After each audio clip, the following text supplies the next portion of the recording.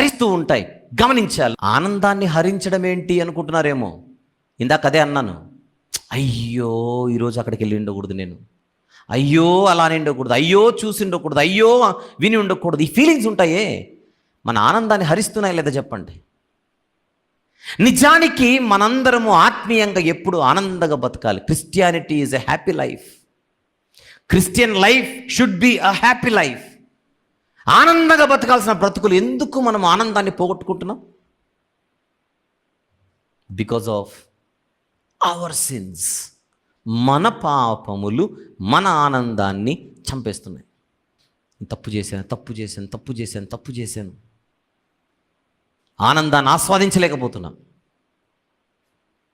రోజు రోజుకి మన సంతోషం సంపూర్ణం కావాలి. ఈ మొదటి భాగంలో రెండవ విషయం ఏంటో ఆన్ ద స్క్రీన్ చూద్దాం. మన జీవితంలో జరుగుతున్న అత్యంత భయంకరమైన మరొక దుఃఖకరమైన సంగతి, పరిశుద్ధాత్మను మన పాపములు మనం చేసి దుఃఖపరచువారముగా మారిపోతున్నాం. పరిశుద్ధాత్మను దుఃఖపరచువారం అవుతున్నాం. మనం పాపము చేసిన ప్రతిసారి పరిశుద్ధాత్మని గాయపరుస్తున్నాం, ఆయాసపరుస్తున్నాం.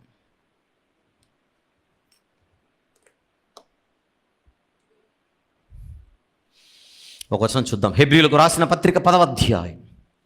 హెబ్రీలకు వ్రాసిన పత్రిక 10వ అధ్యాయం 38వ వచనము ఒక్కసారి చూద్దాం. హెబ్రీలకు వ్రాసిన పత్రిక 10వ అధ్యాయం 38వ వచనం. నా ఎదుట నీతిమంతుడైన వాడు విశ్వాసమూలముగా జీవించును, కానీ అతడు వెనుక తీసిన ఎడల అతని యందు నా ఆత్మకు సంతోషముండదు. వెనుక తీస్తే ఆత్మ సంతోషంగా ఉండడు. వెనుక తీస్తే ఆ పరిశుద్ధాత్ముడు సంతోషంగా ఉండడు. వెనుక తీయడం అంటే ఏంటో ఇందాక చెప్పాను. గిల్టీ ఫీలింగ్ అన్నాను ఇందాక. ఆ గిల్టీ ఫీలింగ్ అదొక అలారం బెల్ లాంటిది, మనం తడుతూ ఉంటుంది. ఏ క్షణమైతే మన మనస్సాక్షి మనల్ని గుచ్చుతూ ఉంటుందో మనకు అర్థమైపోవాలి, నా మనస్సాక్షి నన్ను నేరస్తుడిగా చెబుతుంటే ఈ క్షణంలో నేను పరిశుద్ధాత్ముడిని గాయపరిచానన్నమాట, దుఃఖపరిచానన్నమాట.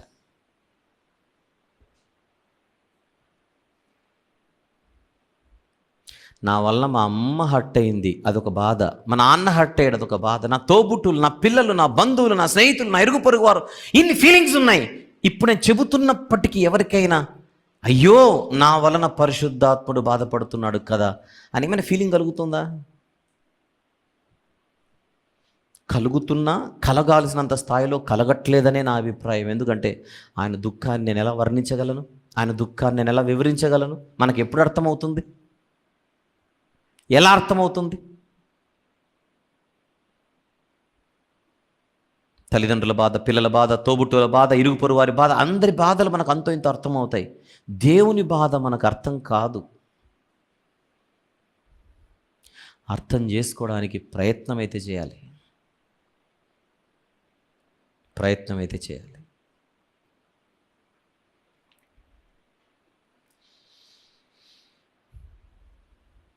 నేను రక్షణలో నిలిచి ఉన్నానా? అది నా ప్రశ్న. ఎవరికి వాళ్ళు వేసుకుందాం. ఒకవేళ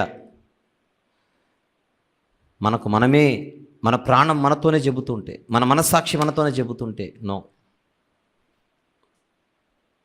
దేవుని సన్నిధిలో ఉన్నాం, నిజాయితీగా ఒప్పుకుందాం.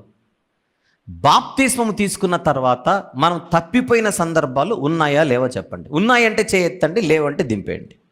ఉన్నాయా లేవా? ఎన్ని మార్లు చెప్పలేము. లెక్కలేనన్ని మార్లు మనం దారి తప్పాం. అది సత్యం. ఇప్పుడు పరిశుద్ధాత్మను ఎన్ని మార్లు దుఃఖపరిచినట్టు మనం? లెక్కలేనన్ని మార్లు.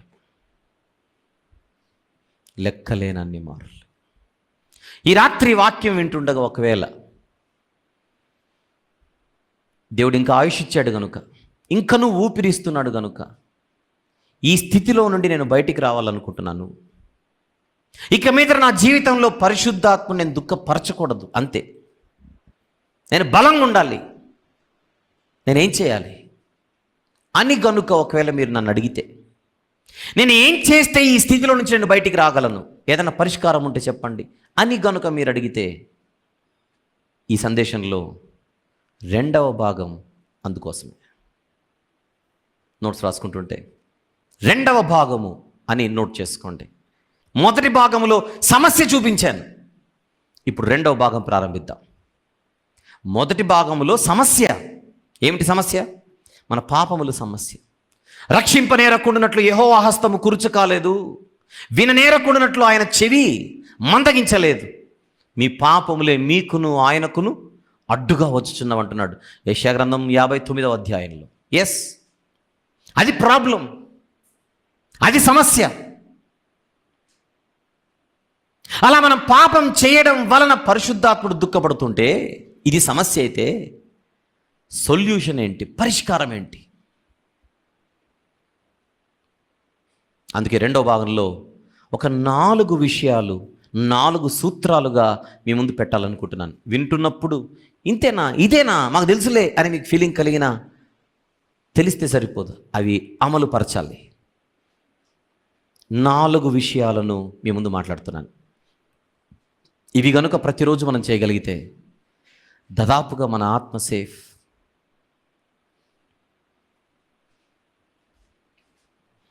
ఫస్ట్ విందాం, తర్వాత రాద్దాం. అందులో మొదటి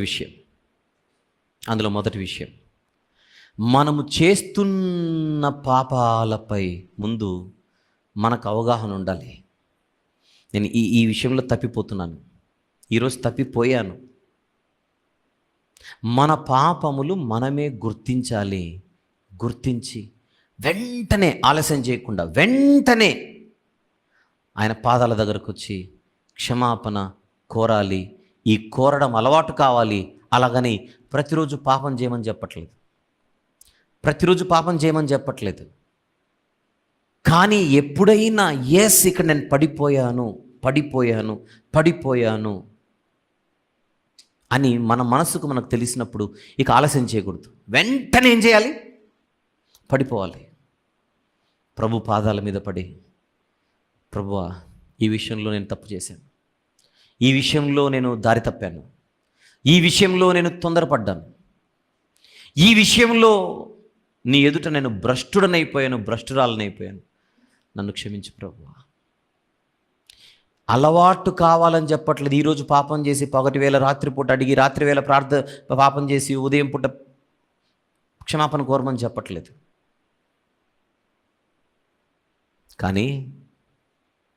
కానీ ఎప్పుడైతే మన మనసు గుచ్చుకుంటుందో వెంటనే మన దగ్గరికి రావాల్సింది ఎవరి దగ్గరికి?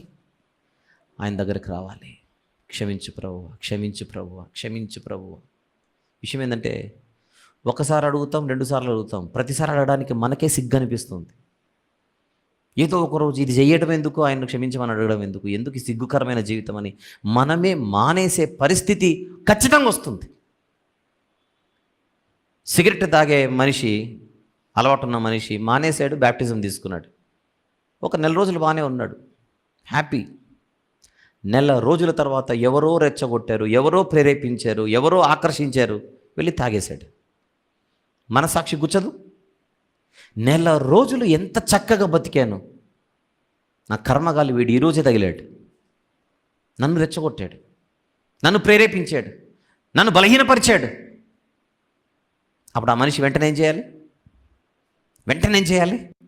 దేవుని దగ్గరకు వచ్చి, తప్పైపోయింది ప్రభువా, నేను నీకు మాట ఇచ్చాను ప్రభువా, 1 నెల కిందట నేను ఇక తాగను అని నేను నీకు మాట ఇచ్చాను ప్రభువా, మాటిచ్చి తప్పాను ప్రభువా. అడిగితే మంచిదా, అడగకుంటే మంచిదా చెప్పండి? అడగాలి. 2 నెలల తర్వాత మళ్ళీ తాగాడు అనుకోండి, కాసేపు ఈ వాక్యం విన్నాడు కనుక, ఎగ్జాంపుల్, ఇలాంటి మాటలు విన్నాడు కనుక మళ్ళీ వచ్చి అడిగాడు. మళ్ళీ 3 నెలల తర్వాత తాగాడు అనుకోండి, ఎన్నిసార్లు అడుగుతాడు? తన మనస్సాక్షి తనకి ఇంత సిగ్గు లేదారా నీకు ఎన్నిసార్లు అడుగుతున్నావు అని? మన మనస్సాక్షి మనతోనే అంటుంది ఈ మాట. ఎన్నిసార్లు అడుగుతావు? నువ్వు మనిషి అయితే కడుపుకు అన్నమే కనుక తింటుంటే మానేసానని చెప్పు, తాగేసి వచ్చి క్షమించమని అడగకు. ఇది మంచి ఎక్సర్సైజ్. పాపాన్ని జయించడానికి ఒక మంచి ఎక్సర్సైజ్ ఇది. ఏమిటా ఎక్సర్సైజ్? దేవుని దగ్గరకు వచ్చి క్షమించమని అడగడం. 1, 2, 3 సార్లు అడిగిన తర్వాత మనకే సిగ్గు అనిపిస్తుంది. చిచి, ఈ దరిద్రుడి మాటలు విని నేను తాగడం ఎందుకు? ఆయనను బాధపరిచి, ఆయన ఆయాసపెట్టి, మళ్ళీ ఆయన పాదాలు పట్టుకొని అడుక్కోవడం ఎందుకు? దీనికంటే వీడికే చెప్తే సరిపోదు. ఏమని? ఒరేయ్, నన్నైతే ఇబ్బంది పెట్టకు, నేనైతే తాగను, కుదిరితే నువ్వే మానేయి, నన్ను తాగమని మాత్రం చెప్పకు. అంటే మన పాపాల విషయంలో మనకు పశ్చాత్తాపము కలుగుతూ ఉండడం అన్నది మన మెరుగుదలకు ఏదో ఒక రోజు అది దోహదపడుతుంది. అసలు పశ్చాత్తాపమే లేదనుకోండి, భయం లేకుండా తాగడం, భయం లేకుండా పాపం చేయడం, ఇక భయమే లేనప్పుడు మార్పు ఎక్కడిది? ఎలా వస్తుంది? ఇది మొదటి విషయం. రెండు ప్రతిరోజు ఆహారం తీసుకునే అలవాటున్న మనిషికి ఒక్కరోజు తీసుకోలేదనుకోండి, ఎలా ఉంటుంది? ఒక రకమైనటువంటి అసౌకర్యం ఉండదు? ఆ ఆకలి అనే అసౌకర్యం. ప్రతిరోజు టీ తాగే అలవాటు ఉందనుకోండి, ఉదయం లేవగానే టీ తాగే అలవాటు, సాయంత్రం అవగానే టీ తాగే అలవాటు, టీనో కాఫీనో తాగే అలవాటు ఉందనుకోండి, ఆ రోజు కనుక తాగకపోతే మైండ్ అంతా ఎట్లుంటుంది? ఇప్పుడు నాకేం పని, అర్జెంటుగా ఒక కప్పు చాయ్, ఆ చాయ్ పడితే కానీ, టీ పడితే కానీ మళ్ళీ బండి యాక్టివేట్ అవ్వదు. అందరికీ ప్రాబ్లం లేదే, కొందరికి ఎందుకుంది? వాళ్ళ జీవితం టీకి అలవాటు పడింది, కాఫీకి అలవాటు పడింది. ఇంకొంతమందికి ఉంటుంది, ముక్క లేకపోతే ముద్ద దిగదు. 3 పూటల్లో 1 పూటైనా పడాల్సిందే. అలవాటైంది.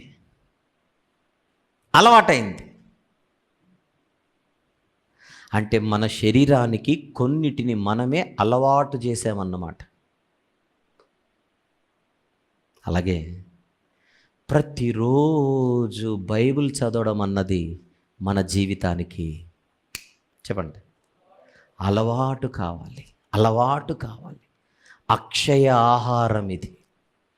భుజించాలి, రోజు భుజించాలి, రోజు చదవాలి.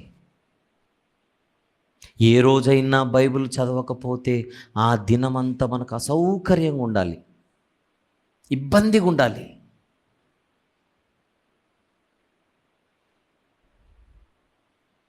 ఎందుకు? బైబిల్ చదువుతుంటే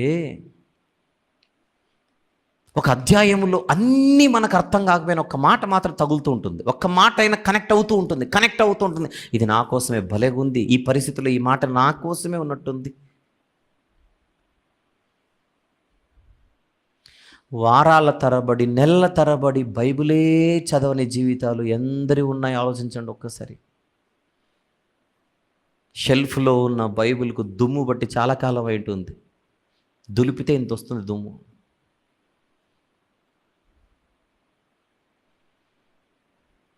పరిశుద్ధాత్ముని దుఃఖపరిచి మన పాపాలను మూటగట్టుకోవడం గల కారణం ఏంటంటే, ఉన్న కారణాలలో ఒకటి, మనం ప్రతిరోజు బైబిల్ను పట్టుకోకపోవడమే, ప్రతిరోజు మనం బైబిల్ చదవకపోవడమే. వినడానికి సింపుల్గా అనిపిస్తుంది కదా, వినడానికి సింపుల్గానే అనిపించినా అలవాటు చేసుకొని చూడండి, దాని పవర్ ఏంటో తెలుస్తుంది. క్యాలెండర్లో ఉన్న ఒక వాక్యం గురించి మాట్లాడట్లేదు నేను, మన చేతిలో ఉన్న బైబిల్ గురించి. నేను మొబైల్లో చదువుతానండి, వద్దండి. మొబైల్లో చదవండి, బైబిల్ లేనప్పుడు, బయటికి వెళ్ళినప్పుడు, బస్సులో ఉన్నప్పుడు, అవకాశం లేనప్పుడు. ఇంట్లో మాత్రం ఏం చేయాలి? బైబిల్ తీసుకొని చదవాలి. ఎక్కడ పడితే అక్కడ బైబిల్ పెట్టకండి. మంచాలపై, కుర్చీలపై, తలదిండ్లపై, ఎక్కడ పడితే అక్కడ పెట్టకూడదు బైబిల్. అనేక సందర్భాల్లో చెప్పాను. కొన్ని మీటింగ్స్కి వెళ్ళినప్పుడు నేను భలే బాధపడుతుంటాను. పాస్టర్లే, పెద్దవాళ్ళే కుర్చీలలో అట్లా వేసేసి వెళ్ళిపోతుంటారు, బైబిల్ అలా వేసేసి వెళ్ళిపోతుంటారు. ఏంటి, ఏమనుకుంటున్నారు ఈ గ్రంథాన్ని? ఎలా పడితే అలా పడేయడం ఏంటి? అంతవరకు కూర్చున్నాడు, లేచాడు, బైబిల్ పెట్టి వెళ్ళిపోతున్నాడు, కూర్చున్నాడు, లేచాడు, బైబిల్ పెట్టి వెళ్ళిపోతున్నాడు. నేను ఎన్ని మార్లు చెప్పలేదు, చూస్తున్నారు కదా, వింటూనే ఉన్నారు కదా. టూ వీలర్లో వచ్చేటప్పుడు టూ వీలర్కి వెనకాల బ్యాగ్ తగిలిస్తారు, బ్యాగుల్లో బైబిల్ పెడతారు, ఎక్కి కూర్చుంటాడు, కాళ్ళంతా దానికి తగులుతుంటుంది. బైబిల్కి కాళ్ళు తగిలినా కూడా ఫీలింగ్ మనకు రావట్లా? ఏం రావట్లేదా అని అడుగుతున్నాను. అందరు లేచి నిలబడి పాట పాడుకుందాం, బైబిల్ పడేయాలని కింద పెడతారు, లేచి నిలబడతారు. మన పాదాల దగ్గర ఉంటాయి బైబిల్, మన పాదాల దగ్గర బైబిల్ ఉంటుంది, పాటల పుస్తకాలు ఉంటాయి. పట్టుకొని లేచి నిలబడొచ్చుగా. దాటుకుంటూ వెళ్ళిపోతుంటారు. బైబిల్కి ఇవ్వవలసిన మినిమం రెస్పెక్ట్ మనం ఇవ్వకుండా, మాటకు ముందు దేవుడు, మాటకు తర్వాత దేవుడు, మాటకు ముందు దేవుని పని, మాటకు తర్వాత దేవుని పని. ఏంది దేవుని పనో, ఏంటి పని చేయడమో దేవుడే ఎరుగు.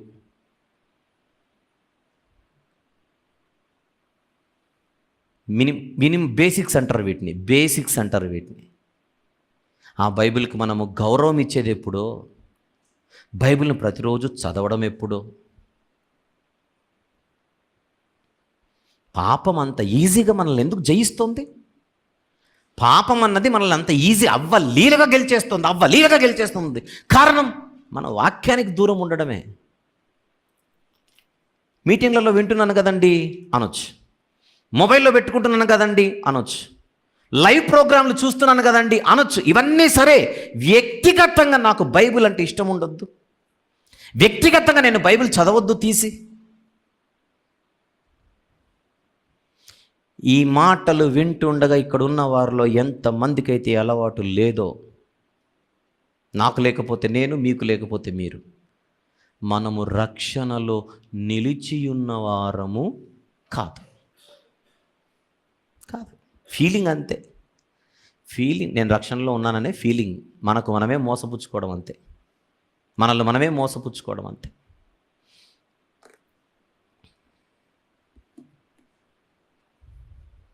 3 మొదటిదేంటి? పాపాన్ని జయించాలంటే మొదటిదేంటి? మనం పాపం విషయమై పశ్చాత్తాపం కలుగుతూ ఉండాలి.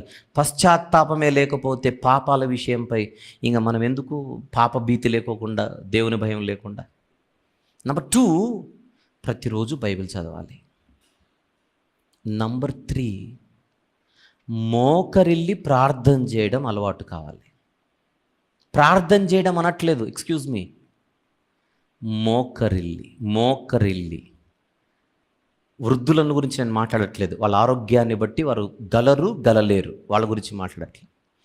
అవకాశం ఉన్న ప్రతి ఒక్కరు, వయసు సహకరించే ప్రతి ఒక్కరు, ఆరోగ్యం సహకరించే ప్రతి ఒక్కరు మోకరిల్లి ప్రార్థన చేయాలి. పడుకున్నోడు పడుకున్నట్టుగా, కూర్చున్నట్టుగా, ఎలా పడితే అలా ప్రార్థన చేయడమా? ఎన్ని మార్లు మనం మాట్లాడుకోలేదు? భక్తులు మోకరిల్లి ప్రార్థన చేసేవారు. స్టెఫెన్ గారిదైతే మరీ రాళ్ళు తీసుకొని చావు దెబ్బలు కొడుతుంటే చచ్చిపోయే ముందు మోకరిల్లి ప్రార్థన చేశారంటే ఇంక ఆలోచించండి. చనిపోయే ముందు ఒళ్ళంత రక్త ప్రవాహం,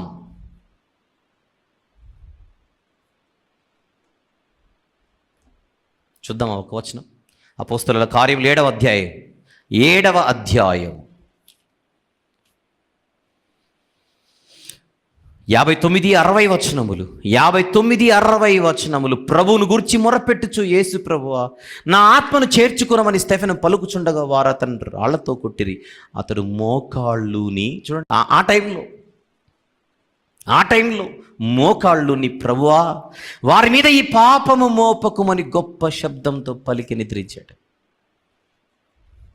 ఎక్స్క్యూజ్ మీ, ఎంతమందికి ఇక్కడ మోకరిల్లి, మన ఇంట్లో, మన గదిలో మోకరిల్లి ప్రార్థన చేసుకునే అలవాటు ఉంది? ప్రశ్నించుకుందాం.